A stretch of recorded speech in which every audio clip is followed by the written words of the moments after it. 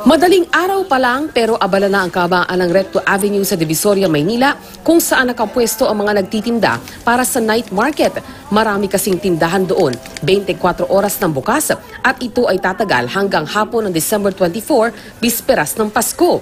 Pero dahil weekday, hindi pa gaanong dinudumog ang mga tindahan na nasa kahabaan ng Recto Avenue. Ang mga mamimili, matyagang nilalakad at iniisa-isa ang mga pwesto para makahanap ng mga murang pangregalo. Gaya ng mga staff toy na mabibili mula 150 hanggang 250, depende sa laki at disenyo.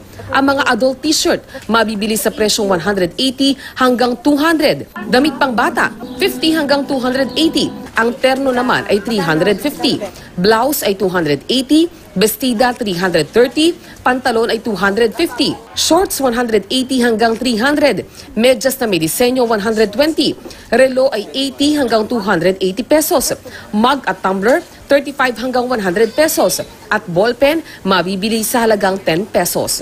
Si Romeo Villen, na isang dekada nang nagtitinda sa Divisoria, pinayuhan ang mga mamimili na magtungo na lamang sa Divisoria kapag weekdays para iwas siksikan. Ang ilan namang namimili, sinempo na rin na mamili ng madaling araw para hindi gaanong mahirapan.